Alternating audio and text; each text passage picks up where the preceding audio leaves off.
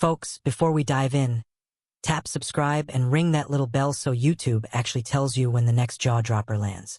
Ready? Deep breath.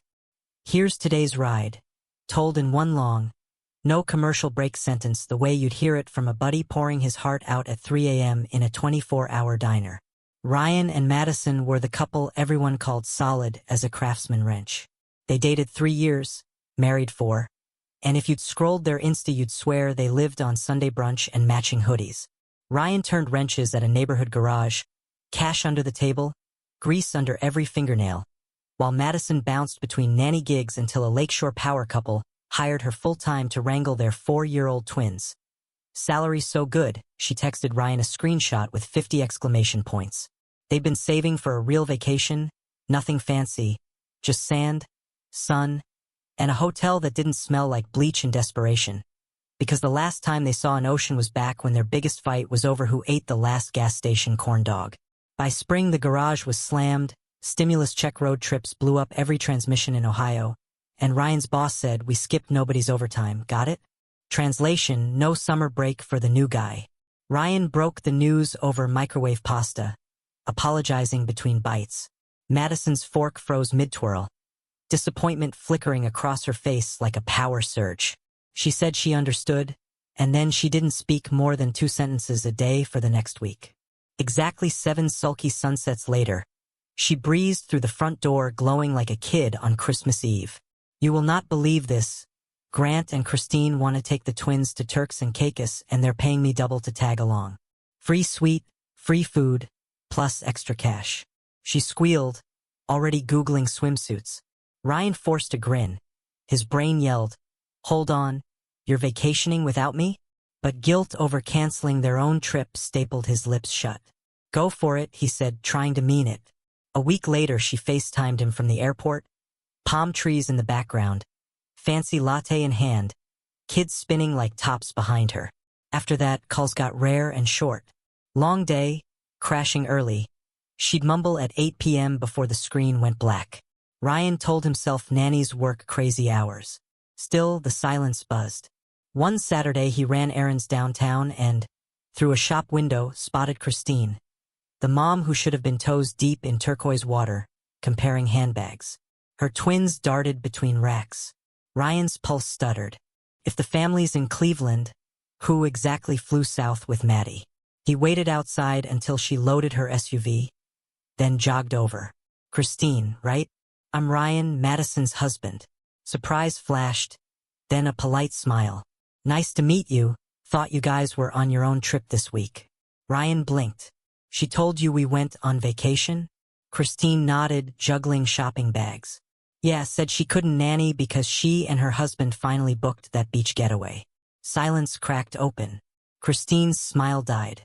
"Grant's on a business cruise," she muttered, realization draining color from her cheeks. Ryan swallowed battery acid. 3 days later, Madison rolled in by rideshare, sunburnt shoulders, suitcase plastered with island stickers. She lugged it upstairs alone. Ryan ignored her texts all morning and stepped into a kitchen thick with tension. He sat at the table, jaw clenched. "How is paradise?" he asked, voice like dry ice. She tried breezy. "Oh, swim, sand, sunscreen. And Grant treat you nice." The mug in his hand trembled.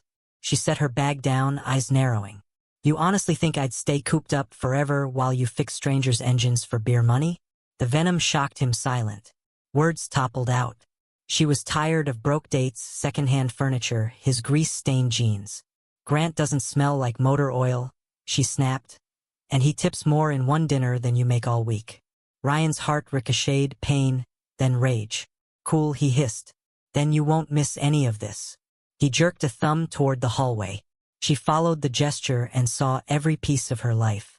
Clothes, books, trinkets neatly packed in trash bags by the door. She sputtered, lunged for one. He stepped between, out. She stormed off, slamming with so hard a picture frame fell. 10 minutes later, a black Mercedes. Grant's, he assumed, idled outside. Bags vanished into the trunk. Mercedes purred away. Hartman fell church quiet. Christine didn't stay idle.